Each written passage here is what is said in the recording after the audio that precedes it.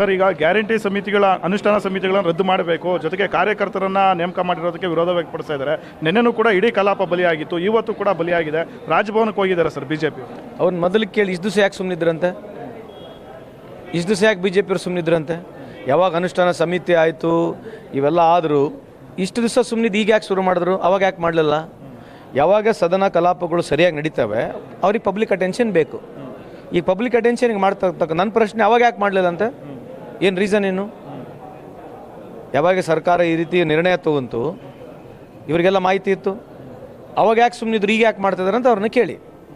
ಅಂದರೆ ಈ ಮೂಲಕ ಏನಾದರೂ ನಿರುದ್ಯೋಗವನ್ನು ಕಂಟ್ರೋಲ್ ಮಾಡಬಹುದು ಅನ್ನೋ ಒಂದು ಇಂಟೆನ್ಷನ್ ಕೂಡ ಸರ್ಕಾರಕ್ಕಿದೆ ಅನ್ನೋದ ಅಲ್ಲ. ನಾನಾ ರೀತಿಗಳನ್ನ ನಾವು ಹೇಳ್ಬೋದು. ಈಗ ನಾವು ಮಾಡಿದ ತಕ್ಷಣ ಅವ್ರು ನಮ್ಮನ್ನು ಹೇಳ್ತಿದ್ದಾರೆ ಸರ್ಕಾರ ದುಡ್ಡನ್ನ ಬೆಳೆಸ್ಕೊಳ್ತಿದ್ದಾರೆ, ಸರ್ಕಾರ ದುಡ್ಡನ್ನ ಬೆಳೆಸ್ಕೊಳ್ತಿದ್ದಾರೆ. ಯಾವುದೇ ಈ ಥರದ್ದು ಮಾಡಿದಂಥ ಸಂದರ್ಭದಲ್ಲಿ ಇದನ್ನು ಅವಾಗ ಯಾಕೆ ಪ್ರಶ್ನೆ ಎತ್ತಲ್ಲಿ ಈಗ ಯಾಕೆ ಎತ್ತಾ ಇದ್ದಾರೆ ಅಂತಂದರೆ, ಇವರಿಗೆ ಸದನ 2-3 ಅಸೆಂಬ್ಲಿ ಅದು 2-3 ಅಸೆಂಬ್ಲಿಯಲ್ಲಿ ಸುಮ್ಮನೆ ಇದ್ದರು. ಈಗ ಯಾಕಂತಂದರೆ ಯಾವಾಗ ಸದನ ನಡೀತಾ ಇದೆ, ಯಾವಾಗ ಅವರಿಗೆ ಮೀಡಿಯಾ ಅಟೆನ್ಷನ್ ಸಿಗಲ್ಲ, ಯಾವುದೋ ಒಂದು ಎತ್ಕೋಬೇಕು, ಮೀಡಿಯಾ ಅಟೆನ್ಷನ್ ಸಿಗಬೇಕೀಗ. ಗವರ್ನರ್ ಆಫೀಸ್ಗೆ ಹೋದ್ರೆ ನೀವು ಬೆಳಗಾಲಿಂದ ಸಾಯಂಕಾಲವರೆಗೆ ತೋರಿಸ್ತೀರಿ ಅವ್ರನ್ನ, ಮತ್ತು ಮೀಡಿಯಾ ಹೆಂಗೆ ಅಟೆನ್ಷನ್ ಹೆಂಗೆ ತೊಗೋಬೇಕು? ಬೇರೆಲ್ಲ ಇಶ್ಯೂಗಳು ಬಿಟ್ಟುಬಿಡೋದು, ಇದನ್ನು ಇಶ್ಯೂ ಹಿಡ್ಕೊಳ್ಳೋದು. ಈಗ ಬಿಜೆಪಿ ಅವ್ರಿಗೆ ರಾಜಭವನ ಯಾವತ್ತೂ ತೆರೆದ ಬಾಗಿಲು. ಅದು ಇದ್ದಿದೆ ಅಲ್ಲ, ಅದೇನು ಹೊಸದಲ್ಲ ಅವರಿಗೆ. ಸರ್, ಆಮೇಲೆ ಪ್ರಮುಖವಾಗಿ ಈಗ ರಣ್ಯಾರಾವ್ ವಿಚಾರ ಬಹಳಷ್ಟು ಸದ್ದು ಮಾಡ್ತಾ ಇದೆ. ಇಬ್ಬರು ಪ್ರಭಾವಿ ಸಚಿವರು ಅಂತ ವಿಜಯೇಂದ್ರ ಅವರು ಪದೇ ಪದೇ ಹೇಳ್ತಿದ್ದಾರೆ ಸರ್, ಇಬ್ಬರು ಪ್ರಭಾವಿ ಸಚಿವರು ಭಾಗಿಯಾಗಿದ್ದಾರೆ ಅಲ್ರಿ. ಎರಡನೇದು ಪ್ರಭಾವಿ ಸಚಿವರು ಭಾಗಿಯಾಗಿದ್ದಾರಲ್ಲ, ಅದು ಬೇರೆ ಪ್ರಶ್ನೆ. ಈಗ ನನ್ನ ಪ್ರಕಾರ ಕೇಂದ್ರದ ಸಚಿವರು ಭಾಗಿಯಾಗಿದ್ದಾರಾ, ಏರ್ಪೋರ್ಟ್ ಅಥಾರಿಟಿ ಆಫ್ ಇಂಡಿಯಾ ಅವ್ರು ಭಾಗಿಯಾಗಿದ್ದಾರಾ, ಕಸ್ಟಮ್ಸ್ನವ್ರು ಭಾಗಿಯಾಗಿದ್ದಾರೆ. ಮೊದಲು ಅದು ಬಂಗಾರ ಏರ್ಪೋರ್ಟ್ಲಿಂದ ದಾಟು ಈ ಕಡೆ ಬರ್ಬೇಕು ತಾನೆ, ಮತ್ತು ಏರ್ಪೋರ್ಟ್ಲಿಂದ ದಾಟು ಹೆಂಗೆ ಬರುತ್ತದು? ಒಂದು ಸಾರಿ ಅಲ್ಲ, 2 ಸಾರಿ ಅಲ್ಲ, 20, 30, 40 ಟೈಮು ಅವ್ರು ಹೋಗಿ ಬಂದಿದ್ದಾರೆ ತಾನೆ. ಮತ್ತು ಹೆಂಗೆ ಬಂದರು? ಪ್ರತಿ ಟೈಮ್ ಅಷ್ಟು ಗೋಲ್ಡ್ ತೊಗೊಂಡು ಬರ್ಲಿಕ್ಕೆ ಹೆಂಗೆ ಸಾಧ್ಯ?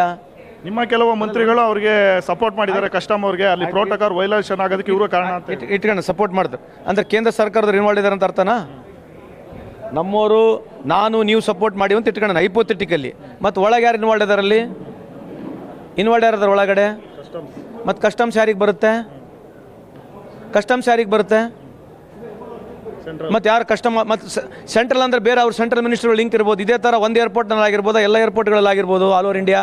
ಬರೀ ಇದೇ ಒಂದು ಏರ್ಪೋರ್ಟ್ನ ಆಗಿರ್ತಕ್ಕಂಥದ್ದೇನು ಅಂದರೆ ವರ್ಷಗಟ್ಟಲೆ ಇದು ನಡೀತಾ ಇದೆ ಅಂತ ಅರ್ಥ ಅಲ್ಲ. ಮತ್ತು ಎಲ್ಲ ಗುರ್ತಿದೆ, ಎಲ್ಲ ಮಾಹಿತಿ ಅವರಿಗೆ ಸಿಗುತ್ತೆ. ಸ್ಕ್ಯಾಮ್ ಆದ ತಕ್ಷಣ ನಮ್ಮ ಮೇಲೆ ಬಂದ್ಬಿಡೋದಾ? ಇಲ್ಲಿ ಯಾರು ಸ್ಟೇಟ್ನಲ್ಲಿ ಇನ್ವಾಲ್ವ್ ಇದ್ದಾರಲ್ಲ, ಅದು ಬೇರೆ ಪ್ರಶ್ನೆ. ಅವ್ರು ಹೆಂಗಿಷ್ಟು ಬಂಗಾರ ತಂದರು, ಏರ್ಪೋರ್ಟ್ಲಿಂದ ಹೊರಗಡೆ ಹೆಂಗಿಷ್ಟು ಬಂಗಾರ ಬಂತು, ಅದ್ರ ಬಗ್ಗೆ ಮೊದಲು ಉತ್ತರ ಕೊಡಲಿ, ಆಮೇಲೆ ವಿಜೇಂದ್ರಿಗೆ ಮಾತನಾಡೋಣ ನಾವು. ವಿಜೇಂದ್ರ ಅವ್ರಿಗೆ ಅಲ್ಗ ಮಾಹಿತಿ ಇಲ್ವಾ ಸರ್? ಏನೋ ಅಲ್ಲಿಗೇನೋ ಅವ್ರೇನು ಸುಳ್ಳು ಹೇಳ್ತಾ ಇದ್ದಾರೆ, ಸುಳ್ಳಾರೋಪ ಮಾಡ್ತಿದ್ದಾರೆ, ರಾಜ್ಯ ಸಚಿವರು ಭಾಗಿಯಾಗಿಲ್ಲ ಅಂತ. ಅಲ್ರಿ, ಅದ್ರ ಬಗ್ಗೆ ಚರ್ಚೆ ಅಲ್ಲ. ಭಾಗಿಯಾಗಿದ್ದರೂ ಆಗಿಲ್ಲ, ಅದು ರಿಪೋರ್ಟ್ ಬರಲಿ. ಈಗ ದುಡ್ಡು ಬಂಗಾರ ಬಂದಿದೆ ಅಂತ ಮಾಹಿತಿ ಇದೆ ಅಲ್ಲ, ಮತ್ತು ಇದು ಹೊಣೆ ಯಾರು? ಫಸ್ಟು ಯಾರು ಸಪೋರ್ಟ್ ಇದ್ದಾರೆ? BJP ಸಪೋರ್ಟ್ ಇದ್ದಾರೋ, ಕಾಂಗ್ರೆಸ್ ಸಪೋರ್ಟ್ ಇದ್ದಾರೆ, ಬೇರೆ ಚರ್ಚೆ ಮಾಡೋಣಂತೆ. But airport authority of India ಇರ್ತಕ್ಕಂಥದ್ದು, ಕಸ್ಟಮ್ಸ್ ಇರ್ತಕ್ಕಂಥ ಯಾರು ಕಂಟ್ರೋಲ್ ಇರೋದು? ಯಾರು ಕಂಟ್ರೋಲಲ್ಲಿರೋದು? Central government. ಮತ್ತು ಇದ್ರ ಬಗ್ಗೆ ಮಾತನಾಡೋದು ಬೇಡ, ಚರ್ಚೆ ಮಾಡೋದು ಬೇಡ. ಫಸ್ಟ್ ಅವ್ರನ್ನ ಉತ್ತರ ಹೇಳೋಕೆ ಕೇಳಿ. ಯಾರು ಇನ್ವಾಲ್ವ್ ಯಾರಲ್ಲ ಅದು ಮುಂದೆ ಚರ್ಚೆ ಆಗೋಣ. ಫಸ್ಟ್ ಅವ್ರಿಗೆ ಕೇಳಿ, ಆಯ್ತು ಸರ್ ಇದನ್ನು ಹೇಳ್ತಾ ಇದ್ದೀರಿ, ಕಾಂಗ್ರೆಸ್ನವರು ಯಾರೋ ಸಚಿವರು ಇನ್ವಾಲ್ವ್ ಇದ್ದಾರೆ ಅಂತ ಹೇಳ್ತಾರೆ, ಅದು ಚರ್ಚೆ ಮಾಡೋಣ. ಒಳಗೆ ನಿಮ್ಮವ್ರು ಯಾರು ಇನ್ವಾಲ್ವ್ ಇದ್ದಾರೆ ಅದನ್ನ ಹೇಳ್ಬೇಕಲ್ಲ. ಒಳಗಲ್ಲಿ ಏರ್ಪೋರ್ಟ್ ಅಥಾರಿಟಿ ಆಫ್ ಇಂಡಿಯಾನ ಯಾರು ಇನ್ವಾಲ್ವ್ಮೆಂಟ್ ಯಾರಿದ್ದಾರೆ? ಯಾರು ಇನ್ವಾಲ್ವ್ ಇದ್ದಾರೆ? ಮತ್ತೇನು ಸಚಿವರುಗಳು ಇನ್ವಾಲ್ವ್ ಇದ್ದಾರೆ? ನಿಮ್ಮ ಕೇಂದ್ರ ಸಚಿವರುಗಳು ಇನ್ವಾಲ್ವ್ ಇದ್ದಾರಾ? ಮತ್ತು ಅವ್ರ ಡೈರೆಕ್ಷನ್ ಮೇಲೆಲ್ಲ ನಡಿಬೇಕು. ಮತ್ತು ಹೆಂಗೆ ನಡೆಯೋದು ಹೆಂಗೆ? ಸೊ ಅದಕ್ಕೆ ಅವರು ಉತ್ತರ ಕೊಡಲಿ, ಅದಾದ್ಮೇಲೆ ಮುಂದೆ ಉತ್ತರ ಕೊಡೋಣ. CBI ಅವರು ಎಂಟ್ರಿ ಆಗಿರೋದ್ರಿಂದ ಸರ್ಕಾರ ಕಡೆ ಆತಂಕ ಕಾಡ್ತಿದೆಯಾ ಸರ್? ಏನು ಆತಂಕ ಕಾಡ್ತೈತ್ರಿ? ಈಗ ಯಾರು ತಪ್ಪು ಮಾಡಿದ್ದಾರೆ, ಕಾನೂನು ಬಾಹಿರವಾಗಿ ಯಾರೇ ಆ್ಯಕ್ಟಿವಿಟಿ ಮಾಡಿದ್ದಾರೆ, ಯಾವುದೇ ಪಾರ್ಟಿ ಇರಲಿ ಅವರಿಗೆ ಆತಂಕ ಇರ್ತದೆ. ಸೊ ನಮ್ಮ ಪಾರ್ಟಿಗೆ ಯಾಕೆ ಆತಂಕ ಇರ್ತದೆ? ಸರ್ಕಾರಕ್ಕೆ ಯಾಕೆ ಆತಂಕ ಇರ್ತದೆ? If anybody is found guilty, you will go according to the rules and regulations ಪ್ರಕಾರ ಯು ವಿಲ್ ಬಿ ಪನಿಷ್ಡ್. ಈಗ ಸರ್ಕಾರದಿಂದ ತನಿಖಾಧಿಕಾರಿ ನೇಮಕ ಆಗಿದೆ, 1 ವಾರ ಆದಮೇಲೆ ತನಿಖಾ